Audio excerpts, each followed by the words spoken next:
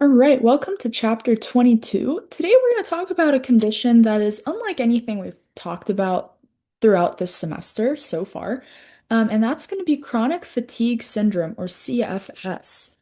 So to get into this, the pathophysiology of it is that it's a debilitating medical condition that lasts for a minimum of 6 months. It's characterized by persistent fatigue, and that fatigue is not due to overexertion and does not improve with rest. Interestingly, there are no laboratory tests or biomarkers available for this diagnosis, so it's not like doctors can order a test and see if a certain something is elevated or depleted and say, oh, yeah, you have CFS. There's nothing like that for it. The etiology is currently unknown, but it may be related to multiple factors that include oxidative stress, genetic predisposition, infection by viruses and bacteria, hypothalamic pituitary adrenal axis abnormalities, immune dysfunction, um, or psychological and psychosocial factors. Now, some quick facts about CFS. The rate is expected to be about 235 people per 100,000 in our country, which is like about a million people that experience CFS. It's 4 times more common among women, and it's most common in white women between the ages of 50 and 59. So those are just a couple of statistics for you. Now, prescribing it is actually pretty, like they have some pretty specific guidelines to prescribe it. Because as you can imagine, it doesn't, like there are no biomarkers, you can't track it, you can't exactly diagnose it like any other condition we've talked about so far. So you have to meet 3 criteria. Now, the first one is that the person has to experience severe chronic fatigue for 6 or more consecutive months, and it can't be due to an ongoing medical condition. So it can't be like the byproduct of some other comorbidity. Um, the second criteria is that the fatigue significantly interferes with their daily activities and work. So at that point, it's bleeding into their well-being, their functioning, right? And the third one is that they have to have at least 4 of the following 8 symptoms. So post-exertion malaise lasting over 24 hours, unrefreshing sleep, significant impairment of short-term memory, muscle pain, which is called myalgia, joint pain or arthralgia without swelling or redness, headaches of a new type, pattern, or severity, tender cervical or axillary lymph nodes, or a sore throat that is frequent or recurring. So if someone meets all 3 of these criteria, that is when they can finally get diagnosed with CFS. Additionally, this isn't one of the criteria, but they do have to have several of these treatable illnesses ruled out. So stuff like Lyme disease, sleep disorders, depression, alcohol or substance abuse, so on and so forth. You see the list in front of you. And a quick note is that some medications can also cause side effects that mimic CFS symptoms. So all of that has to be ruled out in order for someone to be diagnosed with CFS. So how does someone manage this? Well, it's a really interesting chronic condition, right? Because we don't know where it comes from. Um, I believe we still don't know. And therefore treatment is also somewhat unknown, like how to manage it, and it really differs person to person. So individualized treatment with a pharmacological intervention is typically the way things go. Now, usually the combination of cognitive behavior therapy or CBT and graded exercise therapy or GET are used together, and there are some good outcomes with it. But of course, there is individual variation in aerobic capacity. Um, it has been shown that it could be safely added to a standard medical care um, plan for someone with this. And a note that we'll talk about a little bit more later is that post-exercise malaise can last 24 hours after the session. So yeah, in general, the whole goal of management for chronic fatigue syndrome is not to get at the underlying symptoms or underlying reasons why it's a problem, because of course we don't know where it comes from. So it's more so to manage all of the symptoms of it. So specifically managing the fatigue component of it and letting them live their lives. So some of the effects that this has on exercise response is very, very different person to person. So some people with CFS lead a relatively normal life. They function, they're employed, doesn't affect them as much.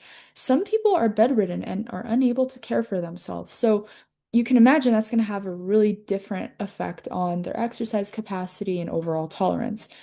In general, however, this population does have a lower than average cardiovascular and muscular fitness level, but again, it varies widely due to multiple factors. And interestingly, the self-reports of fatigue do not closely correlate with VO2 max. So clearly, this isn't a cardiorespiratory issue or like an exercise capacity issue. The nature of it is most likely central. That's what experts think. So they're thinking it might be something neurological or some other factor that's affecting their perception of fatigue. Now, how to program for this? So, regarding exercise testing, sort of like the chronic kidney and liver um, condition population, it kind of depends whether you should use this or not. It can be completed to rule out other conditions. So that's like the main, I guess, situation that you would want to do an exercise test. Um, but yeah, otherwise, if you want to do a test for someone who's in that category of bedridden and unable to care for themselves, you're probably not going to get much out of it because of reasons we've discussed in other lectures. However, if you have a person who, either has an athletic background or wants to get into more exercise and has a decent base, then maybe that can work. So in general, it's recommended that for just that average CFS population, use the CDD4 recommendations to do the exercise testing. Otherwise, ACSM is fine if they're at like a higher functioning level. So the graded exercise therapy helps to develop a gradual, planned, and individualized program for the person. And in general, using energy management to evaluate progress is a lot better. That's going to be the strategy to use for this population. So symptom contingent pacing is just being aware of symptom awareness. So things like the fatigue that lasts over 24 hours or any other issues like some of the stuff that we talked about in the criteria, like the headaches that come and go, or, the sore throat, so on and so forth. Time contingent pacing also set a schedule to avoid post-exertional malaise. So the goal of exercise programming of this population is mainly kind of like the previous lecture, is to prevent further deconditioning and help these people attain 150 minutes per week of physical exercise. You should tell them that increased fatigue in the first few weeks of an exercise program might occur, so they should be aware of that. They should also, well, you should help them choose a familiar aerobic activity that could be started at a low level. Walking is a pretty obvious one, but cycling can also work, biking, stuff like that, even swimming. Also, strength training can help to assist with their daily living activities, and progression should focus on increasing the duration of moderate intensity activities. So those are just the general things, but there are some notes for people who have worked with this population clinically.